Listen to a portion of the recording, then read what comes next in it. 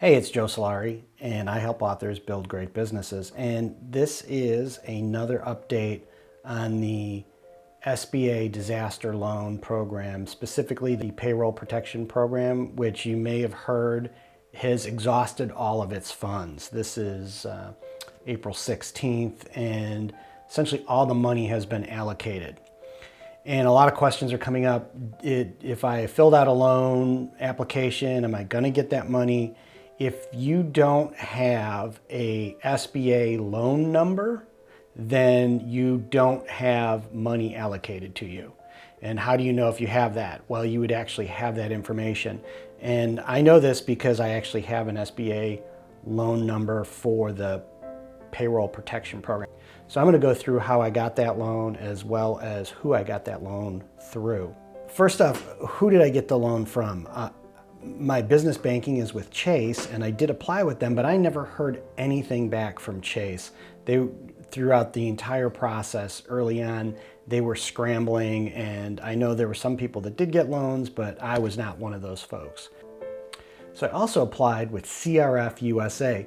They're a different type of lender. They are a not-for-profit that is focused on small business lending, and I believe that they were able to deal with the situation much better because of how they're already set up structurally.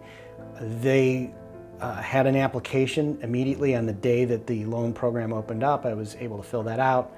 It took about a week, and I did get information sent to me saying that my application was accepted, and then they initiated the process of applying for that loan, which their website, I believe they've actually designed software called Spark that does all this stuff. So I then just uploaded all my files up to them that they asked for. They went through an approval process and then notified me that the loan was closing. Now, the funds have not been allocated to my account yet. It's been handed over to the closing department, but I did get an email today saying, even though the funds are exhausted, I will be getting that loan for the amount that has been identified in my loan because I have had that SBA number and it's been allocated. So I'm part of the folks that got money allocated to them.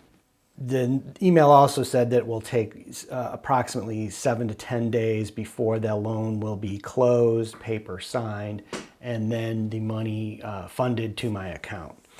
And that isn't really a surprise to me because you can go to this link, and I put together a video about how to survive until the money gets there. Now, if you didn't get your money, you're probably really frustrated, you're stressed out. It's another thing on top of you that with your business downturn, you're wondering, like, you were hoping you were gonna get that money, how is it gonna all work out now? And it may seem like this really didn't work well for you. Of course it didn't, in the sense that you haven't gotten the money that you need to keep your business going, but put in perspective what has happened in this short period of time. There's a lot of news about how poorly this has been handled, but let's put this into context. The SBA and the lenders that they work with on an average year do about $30 billion in loans. So that works out to be about $83 million a day of money that they approve and then get out into the marketplace. Because of this program, we know they've exhausted that money. That means that they've written $350 billion worth of loans. And let's just use a context of 30 days from the time of application to money getting funded. That means that they're doing in the order of about $11 billion a day of loan work. So that's like 141 times their normal workload that these guys have produced in this short period of time to get this money out on the street. That's pretty amazing. And then when you think about these organizations, that they have people that are sheltering in place and working from home and dealing with all of the same issues that your business is having to deal with, it's pretty great that they have been able to get out this money so quickly. The inherent problem is the amount of money that was approved in the beginning. Because if you think about it, $350 billion, even if all of those loans were only $10,000, that's only about, roughly 14.7 million companies that are going to get money. And a lot of those companies need more than $10,000. And it doesn't cover the fact that we're looking at a country that has about 30 million small businesses that are registered, and there's even more when you throw in sole proprietors and gig workers that are, as far as the government concerned, sole proprietors. So the actual need out there far exceeded that program when it was first approved, so it was kind of doomed from the beginning and set up to disappoint. So now we're going to go back to the well, and the government will, I'm sure, approve more money to go out. So those that you that do have applications, be prepared for those when they come to you and say, hey, it's your turn, you're in line, get me that information.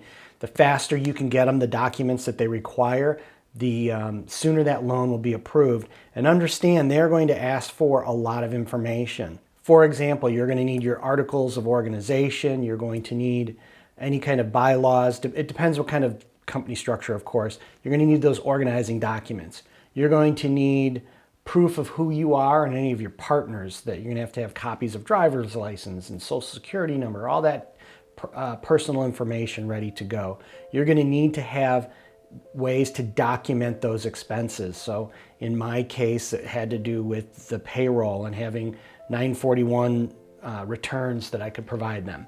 And understand there's how these loans are designed is they're looking at a 12-month period of payroll.